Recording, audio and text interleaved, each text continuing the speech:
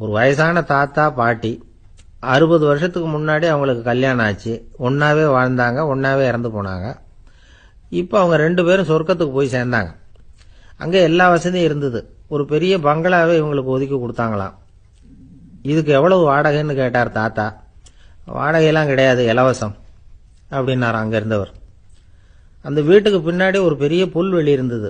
இதுல விளையாட ஏதாவது கட்டணம் உண்டான்னு கேட்டிருக்கார் தாத்தா. அதெல்லாம் ஒன்றும் கிடையாது, பணம்லாம் கட்ட வேண்டியதில்லை அப்படின்னார் அவரு.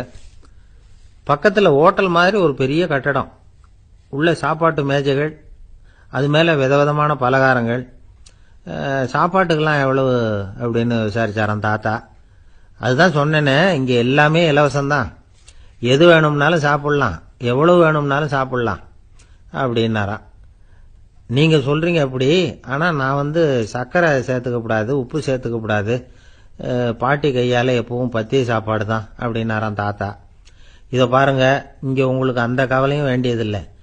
இங்கே நீங்கள் ஸ்வீட்டு சாப்பிடலாம், காரம் சாப்பிடலாம், உங்களுக்கு எந்த நோயும் வராது அப்படின்னாராம் அங்கே சொர்க்கத்தில் இருந்தவர். இதை கேட்ட உடனே அந்த தாத்தா பக்கத்தில் நின்ன பாட்டியை பார்த்து கத்தினாராம். அடி பாவி, எல்லாத்தையும் கெடுத்துட்டியே, நீ எனக்கு பத்திய சாப்பாடு போடாமல் கண்டதை திங்க விட்டுருந்தா 10 வருஷத்துக்கு முன்னாடியே நான் இங்கே சேர்ந்துருப்பேனே அப்படின்னாராம்.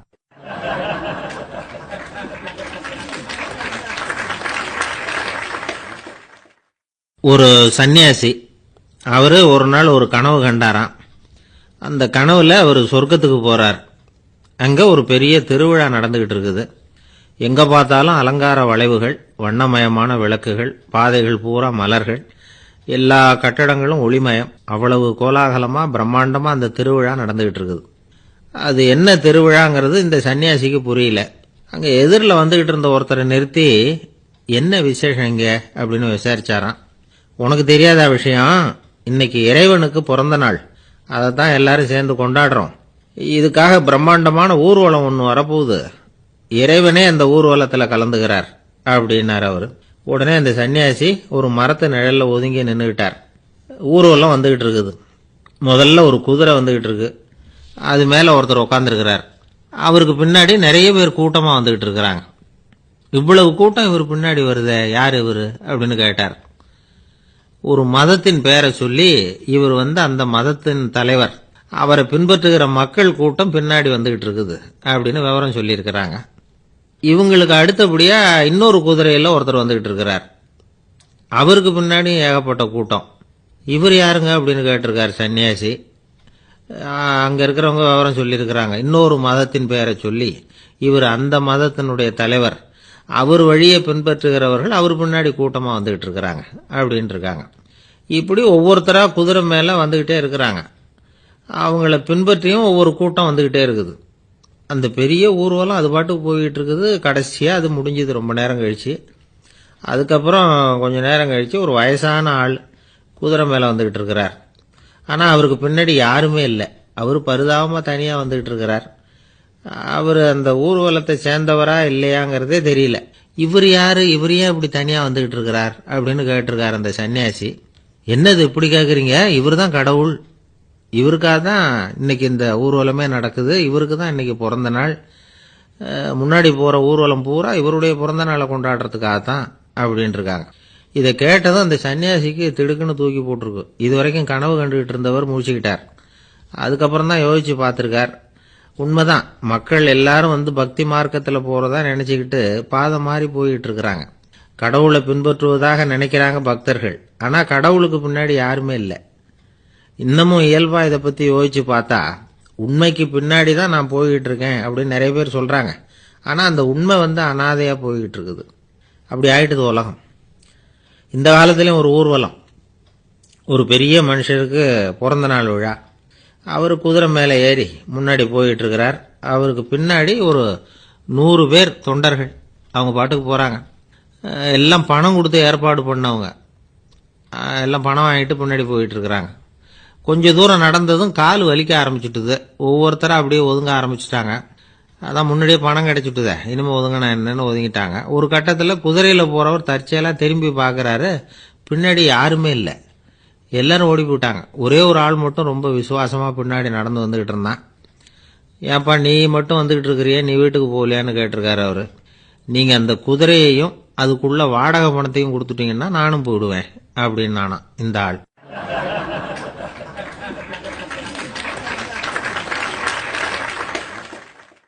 ஒரு ஊர்ல ஒரு ஆள் இருந்தான், தையல் கடை வச்சிருந்தான். அவங்கிட்ட ஒருத்தன் ஒரு சட்டை துணி எடுத்து கொடுத்து தைக்க சொல்லியிருந்தான். வர்ற சனிக்கிழமை வா வந்து வாங்கிட்டு போ அப்படின்னு அவன் சொல்லியிருந்தான். அதே மாதிரி இவன் வந்தான். அவன் தச்சு வச்சிருந்த சட்டையை கொடுத்தான். இவன் வாங்கி அங்கேயே போட்டு பார்த்தான். கை நீளம் ஒன்றுக்கு ஒன்று வித்தியாசமாக இருந்தது. வலது கை இடது பக்கத்தை விட நீளம் குறைச்சலாக இருந்தது. அவன் முணுமுணுக்க ஆரம்பிச்சுட்டான், என்ன இது இப்படி தைச்சுட்டியேன்னு. இதுக்கு அவன் சொன்னான், ஐயையோ இதுக்காகவா சங்கடப்படுறீங்க, வலது கையை மட்டும் கொஞ்சம் உள்ள இழுத்தாப்புல வச்சுக்கிட்டீங்கன்னா சரியா போகுது. மற்றபடி அந்த சட்டையில் உள்ள கலை அம்சத்தை கவனிங்க, எவ்வளவு அற்புதமாக தைச்சிருக்கேன் பாருங்க. ஒரு சின்ன குறைய இப்படிலாம் பொருட்படுத்த வேண்டியதில்லை. நான் சொன்னது மாதிரி கையை கொஞ்சம் உள்ள இழுத்தது மாதிரி வச்சுக்கிட்டு நடந்து போங்க, ஜோரா இருக்கும் அப்படின்னா. அவனும் யோசிச்சு பார்த்தான். சரியான யோசனையாக தான் தோணுச்சு. கொஞ்சம் முயற்சி பண்ணி வலது கையை கொஞ்சம் உள்ள இழுத்து சட்டை சரியா இருக்கிறது மாதிரி பண்ணிட்டான். இப்போ மறுபடியும் ஒரு பிரச்சனை. வலது கையை உள்ள இழுத்த மாதிரி அப்படியே வச்சுக்கிட்டதும் முதுகு பக்கம் கொஞ்சம் துணி தளர்த்தியா தொங்குறது மாதிரி தெரிஞ்சுது. என்ன இது முதுகு பக்கம் துணி குவிஞ்சுட்டுதே தொங்குதே அப்படின்னா மறுபடியும், அடடா இதுக்காகவா கவலைப்படுறீங்க, உடம்ப அதுக்கு தகுந்த மாதிரி கொஞ்சம் வளைச்சிக்கிட்டா சரியா போடுது. இதுக்காக அந்த அழகான தையலை பிரித்து அதில் உள்ள கலை அம்சத்தை கெடுக்கிறதுக்கு என் மனசு இடம் தரல. எவ்வளவுக்கு தளர்த்தியா இருக்கோ அவ்வளவுக்கு கொஞ்சம் உடம்ப வளைச்சி அப்படி குனிஞ்சது மாதிரி போங்க போதும் அப்படின்னா. அதுவும் நல்ல யோசனையாக தான் பட்டுது இவனுக்கு. சரின்னு சொல்லிவிட்டு புறப்பட்டான். தெருவில் இறங்கினான். கையை கொஞ்சம் உள்ள இழுத்தான், உடம்ப கொஞ்சம் முன்னால் வளைச்சான், சட்டைக்கு தகுந்த மாதிரி உடம்ப பண்ணிக்கிட்டான். மெதுவாக நடந்து போகிறான். இப்போ எதிரில் இன்னொருத்தன் வரான். இவனை பார்க்குறான். இவன் போட்டிருக்கிற சட்டையை பார்க்குறான். ஆஹா அற்புதம்ங்கிறான். சும்மா சொல்லக்கூடாது, ரொம்ப நல்லா இருக்கு, நிச்சயமா இது இந்த ஊர் மேல தெருவில் இருக்கிற ஒருத்தன் இருக்கானே அவன் தைச்சதா தான் இருக்கணும் அப்படின்னா. இதை கேட்டதும் அவனுக்கு ஆச்சரியம். எப்படி அவ்வளவு கரெக்டா கண்டுபிடிச்சிங்க அப்படின்னு கேட்டிருக்கான். இதுக்கு அந்த வழிபோக்கன் சொன்னானா, அவன் ரொம்ப கெட்டிக்காரன், உங்களை மாதிரி உடம்பும் கையும் வளைஞ்சு போன ஒரு ஆசாமிக்கு அவனை தவிர வேற யாராலேயும் இவ்வளவு பொருத்தமான ஒரு சட்டையை தைக்க முடியாது அப்படின்னானா. பாருங்க, அவனுக்காக இவன் அனுசரிக்க போய் இவனோட நிலைமை எப்படி ஆயிட்டுது பாருங்க. இதே மாதிரி தான் சில சடங்குகளும் சம்பிரதாயங்களும் நம்மளை கோமாளி ஆக்கி விட்டுரும். எதுவா இருந்தாலும் அதுல அறிவுபூர்வமான அணுகுமுறை அவசியம். ஒரு நர்ஸ் அவசரமா ஓடி டாக்டர் கிட்ட சொல்லிச்சான், டாக்டர் ஒரு தப்பு நடந்து போச்சு, 10ஆம் நம்பர் பெட்ல இருக்கிற பேஷண்ட்டுக்கு காலில் ஆபரேஷன் பண்றதுக்கு பதிலாக கையில் ஆபரேஷன் பண்ணி விட்டீங்க. கை ஆபரேஷன் பண்ணிக்க வேண்டிய ஆள் 7ஆம் நம்பர் பெட்ல இருக்கார் அப்படின்னு தான். அதுக்கு இவர் பதட்டப்படாம சொன்னாராம், பரவாயில்ல இவரை தூக்கி 7ஆம் நம்பர் பெட்ல போட்டுரு அப்படின்னாராம்.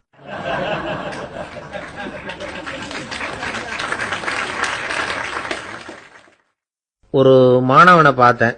என்ன தம்பி படிப்புலாம் எப்படி இருக்குது அப்படின்னு விசாரிச்சேன். அவன் ரொம்ப அழுத்துக்கிட்டான். நான் நல்லா தான் சார் படிக்கிறேன், இருந்தாலும் புத்தியில சரியா ஏற மாட்டேங்குது சார் அப்படின்னா. சரி இவனு நம்ம ரகம்தான் அப்படின்னு சொல்லி முடிவு பண்ணிட்டோம். கல்வி கற்கக்கூடிய ஒரு மாணவன் சம்பந்தப்படுற புத்திகள் பல வகை. அதை பத்தி ஒரு பெரியவர் விளக்கி இருக்கிறார். மிருத்து புத்தின்னு ஒன்று இருக்குதான். மிருத்துன்னா மண்ணு.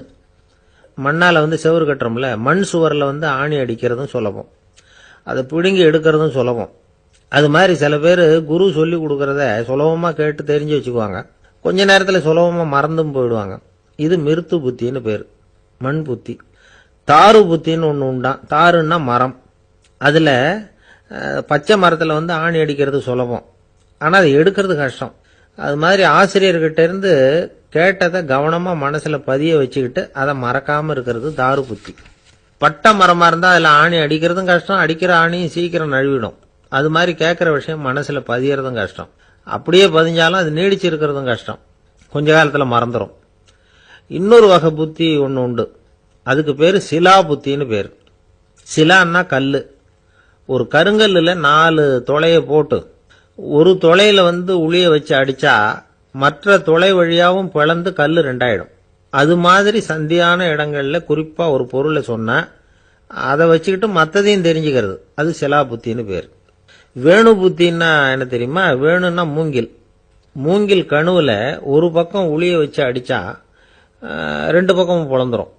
அது மாதிரி ஒரு செய்தியை கேட்டுக்கிட்டு இருக்கிறப்பவே அதோட முன்பின் தொடர்களையும் தெரிஞ்சுக்கணும், அது வேணு புத்தி. தைல புத்தின்னு ஒன்று உண்டு. தைலம்ங்கிறது எண்ணெய். தண்ணியில் ஒரு துளி எண்ணெயை விட்டா அது தண்ணி பூரா பரவி போடுதுல்ல, அது இப்படி பரவுறது மாதிரி ஆசிரியர் சுருக்கமாக ஒரு கருத்தை சொன்னா அதை வச்சுக்கிட்டு பூரா விஷயங்களையும் தெரிஞ்சுக்கணும், அது தைல புத்தி. கற்பூர புத்தின்னு ஒன்று கேள்விப்பட்டிருக்கோம். அது எப்படின்னா, கற்பூரம் தீ பட்ட உடனே பிடிச்சிக்கும். ஆசிரியர் சொன்ன உடனே நுண்ணறிவோட பாடங்களை புரிஞ்சுக்கிறது இந்த வகை புத்தி. கரி புத்தின்னு ஒன்று. அது எப்படின்னா, கரியில் நெருப்பை வச்சு விசிறிய பிறகு அதுக்கப்புறம் அது கறி நெருப்பாகும். அது மாதிரி காலம்பரை சாயந்தர வேலைகளில் ஆசிரியர் பாடம் சொல்லி கொடுப்பார், அதை கொண்டு புரிஞ்சுக்கிறது இந்த வகை. கதலித்தண்டு புத்தின்னு ஒன்று சொல்லுவாங்க. கதலிங்கிறது வாழை மரம். வாழைத்தண்டில் தீ வைக்கிறது எவ்வளவு சிரமமோ அவ்வளவு சிரமத்தோட கல்வி கற்கிறது கதலித்தண்டு புத்தி. இதை தவிர இன்னும் சில வகையான மாணவர்களை கூட அடையாளம் காட்டுறாங்க. ஆசிரியர் சொன்னதில் நல்லதை மட்டும் எடுத்துக்கிறவன் அன்னம். ஆசிரியர் கிடைச்ச இடத்துல பாடத்தை கேட்டுக்கிட்டு பிறகு தனியாக உட்காந்து சிந்திக்கிறவன் பசு. பசுமாடு அப்படி தானே, புல்லு கண்ட இடத்துல மேயும், அதுக்கப்புறம் நிதானமாக அசை போட்டுக்கும். ஆசிரியர் சொன்னதை தவிர வேற எதையும் சொல்ல முடியாதவன் கிளி. பல இடங்களில் பாடங்கள் கேட்டு கடைசியில் ஒன்றும் புரியாமல் போகிறவன் ஆடு. ஆடு ஒரு செடியில் வயிறார மேயாது, ஒரே செடியில். இக்கரைக்கு அக்கறை பச்சைன்னா அங்கேயும் இங்கேயும் அலைஞ்சிக்கிட்டே இருக்கும். சில பேருக்கு எருமைன்னு பேர். எருமை எப்படின்னா, குளத்து நீரை கலக்கி தான் குடிக்கும். அது மாதிரி ஆசிரியர் மனசை நோக செய்து பயில்கிற மாணவர்கள்லாம் இந்த ரகம். இவ்வளவுலாம் இருந்தாலும் இந்த காலத்து மாணவர்கள்லாம் ஒரு தனி ரகம். ஒரு ஆசிரியர் வகுப்புல பாடம் நடத்திக்கிட்டு இருந்தார். இலக்கண வகுப்பு. இறந்த காலம், நிகழ்காலம், எதிர்காலம், past tense, present tense, future tense, இதை பற்றிலாம் பாடம் நடத்துகிறார். எல்லாம் சொல்லி கொடுத்துட்டு இப்போ நான் ஒரு வாக்கியம் சொல்லுவேன், அது என்ன காலம் அப்படிங்கிறத நீங்கள் சொல்லணும்னார் ஆசிரியர். சரின்னாங்க மாணவர்கள்லாம். நான் நாளைக்கும் பாடம் நடத்தப் போகிறேன், இது என்ன காலம் அப்படின்னு கேட்டார் ஆசிரியர். அதாவது நான் நாளைக்கும் பாடம் நடத்தப் போகிறேன், இந்த வாக்கியம் என்ன காலம்னு கேட்டார். ஒரு பையன் மெதுவாக எழுந்திரிச்சு சொன்னான், இது எங்க போதாத காலம் சார் அப்படின்னு சொல்லிவிட்டு உட்காந்துட்டானா.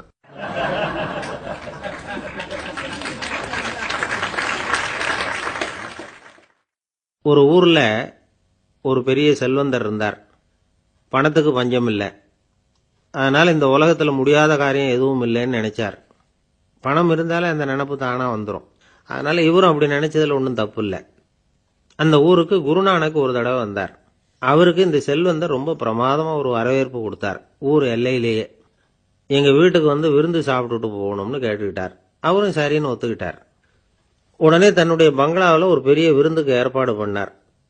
குருநானக் அழைச்சிட்டு வீட்டுக்கு போனார், உட்கார வச்சார். ஐயா, நான் இந்த ஊர்லயே ரொம்ப பெரிய வசதி உள்ளவன், என்னால் எல்லாம் முடியும், உங்களுக்காக நான் என்ன செய்யணும்னு சொல்லுங்க, எதுவாக இருந்தாலும் பரவாயில்ல, எவ்வளவு செலவானாலும் பரவாயில்ல, என்னால் செய்ய முடியும், என்ன செய்யணும்னு சொல்லுங்க, அது போதும், நான் செய்கிறேன் அப்படின்னு நான் ரொம்ப பணிவா. இதை கேட்டதும் குருநானக் சிந்திச்சார் கொஞ்ச நேரம். அதுக்கப்புறம் தன்னோட சட்ட பைக்குள்ள கையை விட்டு ஒரு பழைய ஊசி ஒன்று எடுத்தார். அந்த செல்வந்தர்கிட்ட கொடுத்தார். இதை பாருங்க, இவ்வளவு தூரம் நீங்க கேட்கறதுனால சொல்றேன், எனக்கு நீங்க செய்ய வேண்டிய உதவி இதுதான்னார். ஊசிய கையில வாங்கிக்கிட்டு இதை என்ன செய்யணும் சொல்லுங்க அப்படின்னார் அவரு. நீங்க செய்ய வேண்டியது என்னன்னா, இந்த ஊசியை பத்திரமா வச்சிருக்கணும். நாம 2 பேரும் இறந்து போனதுக்கு பின்னாடி இன்னொரு உலகத்துல நாம சந்திக்கக்கூடிய வாய்ப்பு இருக்குது. அப்ப இந்த ஊசியை என்கிட்ட கொண்டாந்து கொடுக்கணும். இதுதான் நீங்க எனக்காக செய்ய வேண்டிய உதவி அப்படின்னார் குருநானக் லேசா சிரிச்சுக்கிட்டே. இதை கேட்ட உடனே இந்த பெரியவர் முழிக்க ஆரம்பிச்சிட்டார். அது எப்படிங்க, நான் சாகிறப்ப எப்படி இந்த ஊசியை எடுத்துக்கிட்டு இன்னொரு உலகத்துக்கு வர முடியும்னார். ஊசி மாதிரி ஒரு சின்ன பொருளை கூட இந்த உலகத்தை விட்டு நாம போறப்ப எடுத்துட்டு போக முடியாதுங்கிறப்போ உங்களோட செல்வத்தையெல்லாம் எப்படி அங்க எடுத்துட்டு வர போறீங்க அப்படின்னு கேட்டார் குருநானக். அதுக்கப்புறம் தான் அந்த பெரியவர் யோசிக்க ஆரம்பிச்சாராம். குருநானக் சொல்றார், இதை பாருங்க, நாம செய்யற நல்லது கெட்டது தான் கடைசி வரைக்கும் நம்ம கூட இருக்கும். அடுத்தவங்க நல்லா இருக்கணுங்கிறதுக்காக பொருளை செலவு செய்யணும், அப்படி செய்யலைன்னா எந்த பிரயோஜனமும் இல்லை அப்படின்னார். அதுக்கப்புறம் தான் அந்த செல்வந்தரின் அறிவு கண் திறந்துதான். உடனே குருநானக்க வணங்கினார். ஐயா, என்கிட்ட இருந்த ஆணவம் போயிட்டுது, இனிமே என்கிட்ட இருக்கிற செல்வத்தை நல்ல வழியில செலவழிப்பேன் அப்படின்னாராம். நம்ம கிட்ட இருக்கிற பணம் எப்பவும் நம்ம கூடவே வந்துகிட்டு இருக்காதுங்கிறதுக்கு இது ஒரு உதாரணம். அதுக்காக நாம பணம் சேர்க்கறத பத்தி கவலைப்பட வேண்டியதில்லை, பேசாம படுத்து தூங்கிட்டு இருந்தா போதும் அப்படின்னு இதுக்கு அர்த்தம் பண்ணிக்கப்படாது. முறையான வழியில பணம் சேர்க்கணும், அதை முறையான வழியில செலவு பண்ணணும். அதனால ஏற்படக்கூடிய மன நிறைவு இருக்கு பாருங்க, அது அனுபவிச்சவங்களுக்கு தான் தெரியும். சொர்க்கத்துக்கு போறவங்க இங்க இருந்து பணத்தை எடுத்துட்டு போக முடியாது. ஆனா நம்ம செல்வத்தை இங்க மற்றவங்களுக்கு பயன்பட செய்து அதனால ஏற்படுற புண்ணியம் இருக்கு பாருங்க, அதை எடுத்துட்டு போக முடியுமா. இதுதான் ஆன்மீகவாதிகள்லாம் சொல்ற கருத்து. ஜான் நியூட்டன் ஒருத்தர், அவரு சொன்னார், நான் எப்பவாவது சொர்க்கத்துக்கு போய் சேர்ந்தேன்னா அங்க 3 அதிசயங்களை பார்ப்பேன்னார். என்னன்னு கேட்டாங்க. நான் யார் யார் இருக்க மாட்டாங்கன்னு நினைச்சுக்கிட்டு இருந்தானோ அவங்கள சில பேர் அங்க இருப்பாங்க, அது ஒரு பெரிய அதிசயம்னார். சரி, அடுத்தது என்ன? 2வது அதிசயம் என்னன்னா, அங்க இருப்பாங்கன்னு நான் எதிர்பார்த்த சில பேர் அங்க இருக்க மாட்டாங்க அப்படின்னார். சரி, 3வது பெரிய ஆச்சரியம் என்ன அப்படின்னா, நான் அங்க இருக்க பாருங்க, அதுதான் அந்த 3வது அதிசயம் அப்படின்னாராம்.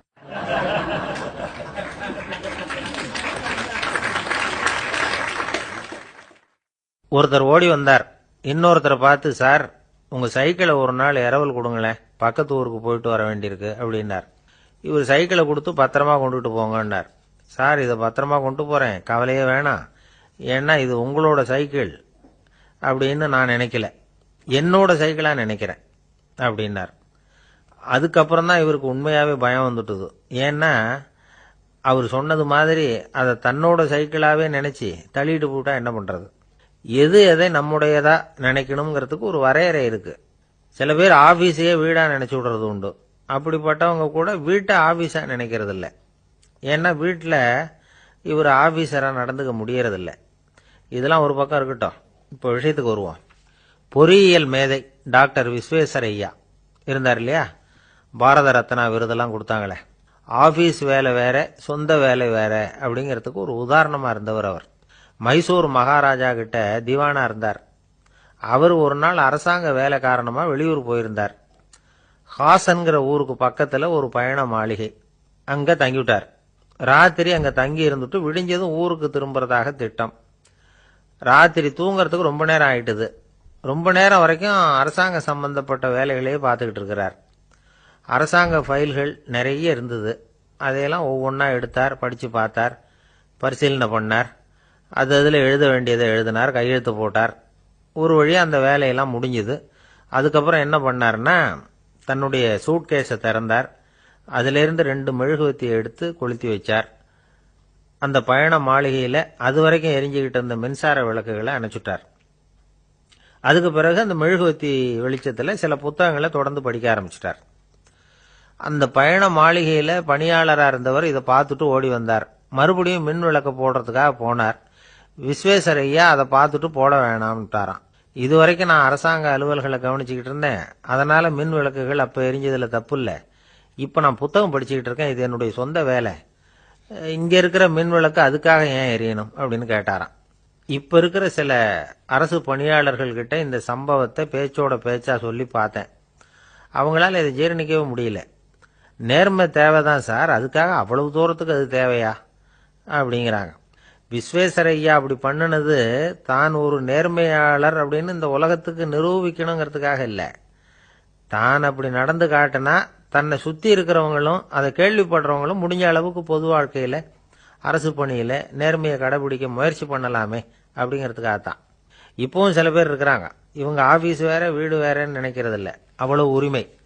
ஒருத்தர் அப்படிதான், அவருக்கு அவசரமா 5000 ரூபாய் தேவைப்பட்டது. ஆபீஸ் பணத்தை எடுத்துக்கிட்டார். அந்த நேரம் பார்த்து ஆடிட் வந்துட்டுது, ஆப்பிட்டுக்கிட்டார். விசாரணை நடக்குது. அவர் சொல்றார், சார் நான் நேரம் காலம் பார்க்காம ஆபீஸில் வேலை செய்வேன், ஏன்னா அதை என்னோட ஆபீஸா நினைக்கிறேன். அவசரத்துக்கு அந்த பணத்தை எடுத்தேன், மறுபடியும் வச்சுடலாம்னு தான் இருந்தேன், அதுக்குள்ள இப்படி ஆயிட்டுது. நீங்க என்ன நினைச்சாலும் சரி, நான் ஆபீஸ் வேற வீடு வேற அப்படின்னு நினைக்கிறது இல்லை, அது என்னோட சுபாவம் அப்படின்னார். விசாரணை பண்ணவர் தீர்ப்பு வழங்கினார். உங்க சுபாவத்துக்கு மதிப்பு கொடுத்து நானும் தீர்ப்பு வழங்குறேன். நீங்க கொஞ்ச நாள் ஜெயிலில் இருந்துட்டு வாங்க, அது உங்களுக்கு கஷ்டமா இருக்காதுன்னு நினைக்கிறேன். ஏன்னா அங்க போனாலும் நீங்க உங்க சுபாவப்படி வீடு வேற ஜெயில் வேறன்னு நினைக்க மாட்டீங்க அப்படின்னாராம்.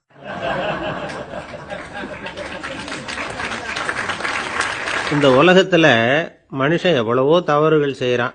அதுக்கெல்லாம் என்ன காரணம்? அதை பத்தின ஆராய்ச்சி தான் இன்னைக்கு. இதுக்கு ஆராய்ச்சி என்னத்துக்கு, அது தெரிஞ்ச விஷயம் தானே அப்படின்னு நீங்க நினைக்கலாம்.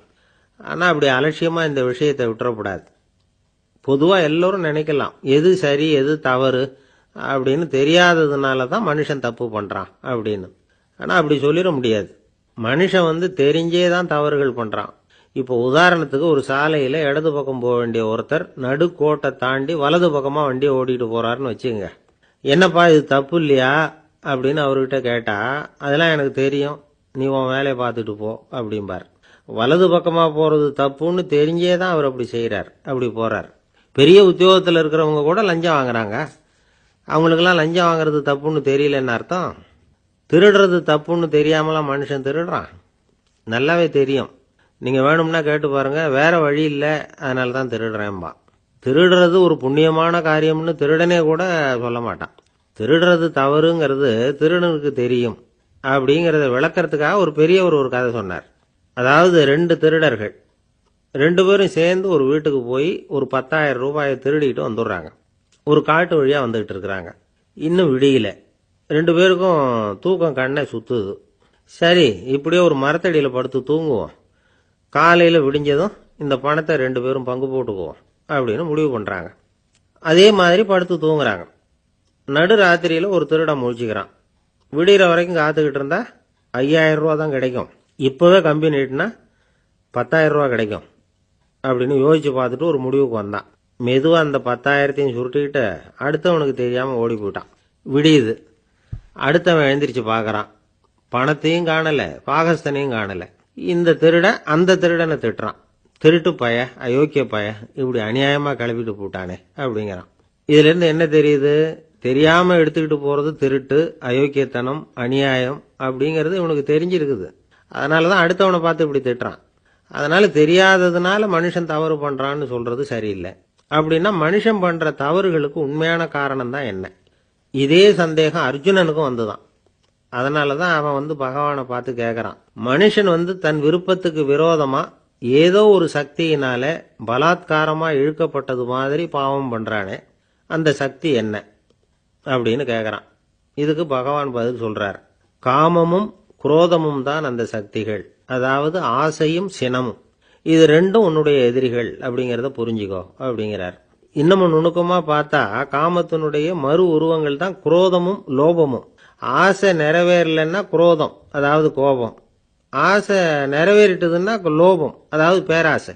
பாவத்தை கண்ட்ரோல் பண்ணணும்னா அதுக்கு மெயின் சுவிட்ச் எது அப்படிங்கிறது இப்பதான் தெரியுது. அதுக்கு மனுஷன் தெரிஞ்சே தான் தவறு பண்றான் அப்படின்னு பேசிக்கிட்டோமே. அதுக்கு ஒரு உதாரணம். ஒரு ஆளு ஹோட்டல்ல சாப்பிட போனான். சாப்பிட்டு முடிச்சான். எழுந்திரிச்சு முதலாளிகிட்ட பில்லை கொடுத்தான். காசை கொடுக்கல. முதலாளி பணம் கொடுன்னு கேட்டார்.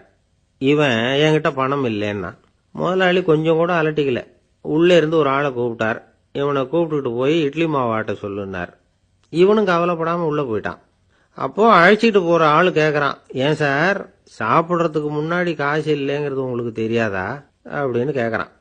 தெரியும், காசு இல்லைங்கிறதும் தெரியும், காசு இல்லாம சாப்பிட்டா மாவாட்டணுங்கிறதும் தெரியும் அப்படின்னா அந்த ஆள். அப்படின்னா நீங்க உங்க வீட்லயே சாப்பிட்டு இருக்கலாமே அப்படின்னு கேட்கறான் அவன். அதுக்கு இவர் சொல்றாரு, அது எப்படி, அங்க சாப்பிட்டாலும் நான் இதே வேலையை தானே செய்ய வேண்டியிருக்கும் அப்படின்னாராம்.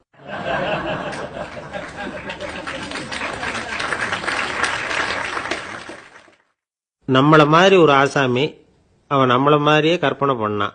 அதாவது நாம தான் இந்த உலகத்துல ரொம்பவும் கஷ்டப்படுறோம், மற்றவங்க எல்லாம் சந்தோஷமா இருக்கிறாங்க அப்படின்னு அவன் நினைச்சுக்கிட்டான். அவன் ஒரு நாள் கடவுளை வேண்டிக்கிட்டானான். சுவாமி, இந்த உலகத்துல எவ்வளவோ பேர் இருக்கிறாங்க, ஒவ்வொருத்தருக்கும் ஒவ்வொரு விதமான கஷ்டம் இருக்கலாம், ஒத்துக்கிறேன். இருந்தாலும் எனக்கு அது கொஞ்சம் அதிகமா இருக்கிறது மாதிரி தெரியுது. அதனால நீங்க எனக்காக ஒரு சின்ன உதவி செஞ்சா போதும். அது வேற ஒண்ணும் இல்லை, என்கிட்ட இருக்கிற துயரங்களை இன்னொருத்தர் யாருக்கிட்டையாவது கொடுத்துருங்க, அவர்கிட்ட இருக்கிற துயரங்களை என்கிட்ட மாத்தி கொடுத்துருங்க. ஒரு மியூச்சுவல் டிரான்ஸ்ஃபர், அவ்வளவுதான். அப்படி பண்ணிவிட்டா போதும் அப்படின்னு வேண்டிக்கிட்டானான். அன்னைக்கு ராத்திரியே அவன் ஒரு கனவு கண்டிருக்கான். வானத்திலிருந்து ஒரு குரல் கேட்டிருக்கு. அது என்ன சொல்லிச்சு தெரியுமா? ஏ ஜனங்களே, எல்லாரும் அவங்கவுங்க கஷ்டங்களை ஒரு பையில போட்டு எடுத்துக்குங்க. அப்படி எடுத்துக்கிட்டு நேரா இந்த ஊர் எல்லையில் இருக்கிற கோயிலுக்கு வந்து சேருங்க அப்படின்னு அந்த குரல். ஆஹா, கடவுள் நம்ம பிரார்த்தனைக்கு செவி சாய்ச்சுட்டார் அப்படின்னு சந்தோஷப்பட்டான் இவன். உடனே என்ன பண்ணான்? தன்கிட்ட இருந்த கஷ்டத்தையெல்லாம் ஒரு சாக்கு பையில போட்டு எடுத்துக்கிட்டான். வீட்டை விட்டு வெளியில வந்தான். தெருவில் இறங்கி நடக்கிறான். அங்க பார்த்தா ஏகப்பட்ட பேர் ஆளுக்கு ஒரு பைய தூக்கிக்கிட்டு கோயிலுக்கு போயிட்டு இருக்கிறாங்க. சில பேர் மூட்டையா கட்டி தலையில சுமந்துக்கிட்டு போயிட்டு இருக்கிறாங்க. இவன் பார்த்தான். இவனுக்கு ரொம்ப ஆச்சரியமா இருந்தது. ஏன்னா எல்லாரும் வச்சிருக்கிற பைய இவன் பைய விட பெருசா இருந்தது. இவன் பை தான் இருக்கிறதுலயே கொஞ்சம் சின்னதா தெரிஞ்சது. இப்ப அவன் மறுபடியும் சாமியை வேண்டிக்கிட்டான். கடவுளே, இப்ப உள்ள சூழ்நிலையை கவனிச்சா என்கிட்ட இருக்கிற பைய பரவாயில்லன்னு தோணுது. அதனால வேற பை எதையும் மாற்ற வேணாம், இதுவே பரவாயில்ல, இந்த பையோட திரும்பி வீட்டுக்கு போனா போதும்னு நினைக்கிறேன் அப்படின்னு ஏதோ நினைக்க ஆரம்பிச்சுட்டான் அவன். எல்லாரும் கோயிலுக்கு போய் சேர்ந்தாங்க. கோயில்ல அந்த குரல் மறுபடியும் கேட்டுது. எல்லாரும் அவங்கவுங்க பைகளை சுகத்துல தொங்க விடுங்க. திடீர்னு விளக்குகள் அணையும், மணி அடிக்கப்படும், அதுதான் அடையாளம். அந்த சமயத்துல இருட்டுல உங்களுக்கு வேண்டிய பைய நீங்க மாத்தி எடுத்துக்கலாம், தேர்ந்தெடுத்துக்கலாம். வெளிச்சம் இருக்கிறப்பவே உங்களுக்கு பிடிச்ச பைக்கு பக்கமா பார்த்து நீங்க நின்னுக்கலாம் அப்படின்னு சொல்லி விவரம் சொல்லிச்சான் அந்த குரல். அப்படி சொன்னதுக்கு அப்புறம் திடீர்னு விளக்கு அணைஞ்சுது, மணி அடிச்சுது. கொஞ்ச நேரம் கழிச்சு மறுபடியும் விளக்குகள்லாம் எரிஞ்சுது. இப்போ பார்த்தா எல்லாரும் அவங்கவுங்க பையையே கெட்டியா பிடிச்சிட்டு நிக்கிறாங்க. இவனும் அப்படியே நிக்கிறான். இவன் மெதுவா பக்கத்துல நிக்கிறவங்க கிட்ட கேட்டானா, ஏன் நீங்க பைய கையிலேயே வச்சிருக்கிறீங்க, செவுத்துல மாட்டலையா அப்படின்னு கேட்டிருக்கான். இல்லப்பா, நீ ஏன் கையிலேயே வச்சிருக்கிறியோ அதே காரணத்துக்காக தான் நாங்களும் வச்சிருக்கிறோம். நம்ம கவலைகளை பத்தி நமக்கு ஓரளவுக்காவது தெரியும். ஆனா மற்றவங்க கவலைகள் நமக்கு பரிச்சயம் இல்லாதவை, பழக்கம் இல்லாதது. அதனால நமக்கு தெரிஞ்ச கவலைகளை சமாளிக்கிறது சுலபம். தெரியாததை சமாளிக்கணும்னா மறுபடியும் ஆரம்பத்திலிருந்து ஆரம்பிக்கணும். அதனால பழைய நண்பர்களோடு வாழறது தான் மேல் அப்படின்னு நானான். அதுக்கப்புறம் அவன் தன்னோட பையே போதும்னு வீட்டுக்கு திரும்பி வந்துட்டானான். இது ஒரு பெரியவர் சொல்லியிருக்கிற கதை. அதனால நம்ம கிட்ட இருக்கிற கஷ்டங்கள் தான் பெருசு, அதை இன்னொருத்தங்கிட்ட கொடுத்துட்டு மாத்திக்கலாம் அப்படின்னு நினைக்கிறது தப்பு. இதே மாதிரி இன்னொரு சம்பவம். ஒரு ஊர்ல ஒரு நாள் ராத்திரி ஆகாயத்திலிருந்து கடவுள் குரல் கேட்குது. இந்த ஊர்ல இருக்கிற ஜனங்கள்லாம் கொஞ்சம் கவனிங்க, உங்களுக்கு ஒரு செய்தி. அதாவது இங்க இருக்கிற ஜனங்கள்லயே கொஞ்சம் கூட கவலையே இல்லாத ஆள் யாருன்னு எனக்கு தெரியணும். அதனால எல்லாரும் அவங்கவுங்க கவலைகளை ஒரு பையில போட்டு எடுத்துக்கிட்டு கோயிலுக்கு வாங்க அப்படின்னார் கடவுள். உடனே வரிசையா எல்லாரும் வர ஆரம்பிச்சாங்க. எல்லார் கையிலையும் பை இருந்தது, சின்னதும் பெருசுமா. கவலையே இல்லாத ஆள் யாருன்னு தேடினார் கடவுள். ஒரே ஒரு ஆள் மட்டும் கையில எதுவும் இல்லாம வெறும் கையை வீசிக்கிட்டு ரொம்ப ஜாலியா நடந்து வந்துகிட்டு இருந்தான். கடவுள் அவங்ககிட்ட போனார். ஏன்பா, உனக்கு கவலையே இல்லையா அப்படின்னு கேட்டார். எனக்கும் சில கவலைகள்லாம் உண்டு அப்படின்னு அவன். எங்க அதெல்லாம்னு கேட்டிருக்காரு கடவுள். பின்னாடி லாரியில வந்துகிட்டு இருக்கு அப்படின்னு அவன்.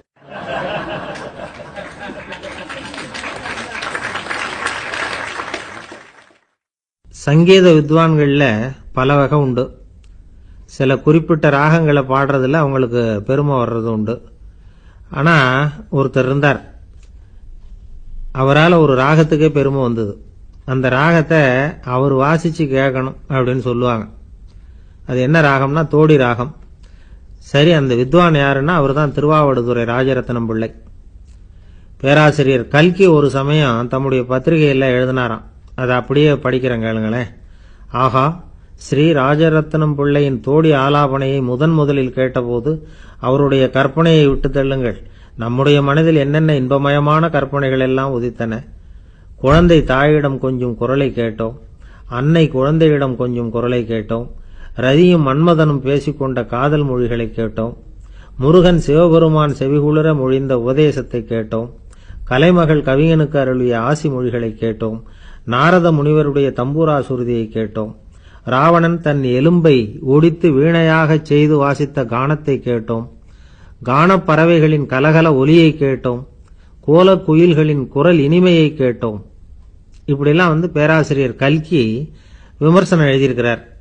திருவாவடுதுறை ராஜரத்னம் பிள்ளை அவர்களுடைய வாசிப்பை கேட்டுட்டு டி.என். ராஜரத்னம் பிள்ளை இறந்து போனார். அப்போ கவிஞர் கண்ணதாசன் எழுதினார், செவியனில் ஓடி எங்கள் சிந்தையில் ஓடி இந்த புவியெல்லாம் ஓடி நின்பார் பொங்கிய தோடி வேறெங்கு எவரிடம் போகும் ஐய இனி அதை காப்பார் யாவர் அவிந்தனின் சடலத்தோடே அவிந்தது தோடிதானும் அப்படின்னு எழுதினாராம்.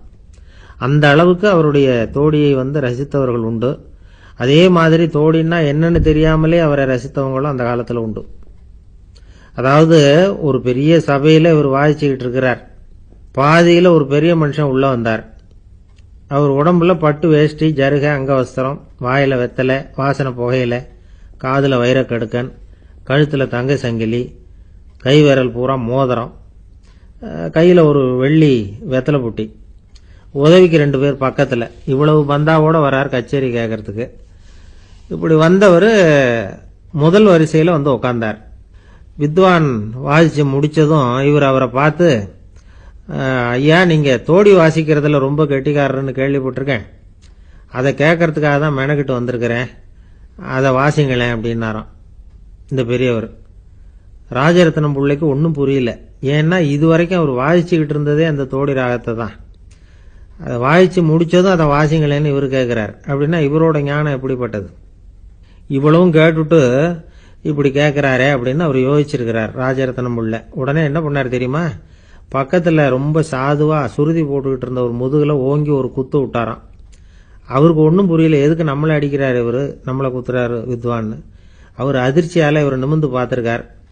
அப்ப ராஜரத்னம் பிள்ளை சொன்னாராம், ஏய்யா ஐயா பெரிய மனுஷன், என்னுடைய பரம ரசிகர், தோடி ராகம் கேட்கணுங்கிறதுக்காக இவ்வளவு தூரம் வந்திருக்கிறார், முத வரிசையில் உட்கார்ந்துருக்கார். நீ இந்த சமயம் பார்த்து தோடி ராகம் வாசிக்கிற நாதஸ்வரத்தை வீட்டில் வச்சுட்டு வந்துட்டியே, இப்ப ஐயாவுக்காக அந்த ராகத்தை நான் எப்படி வாசிக்கிறது அப்படின்னு சொல்லிவிட்டு மறுபடியும் முதுகுல ஒரு அடி கொடுத்தாராம். அடி வாங்கினவருக்கே சிரிப்பு அடக்க முடியலையா.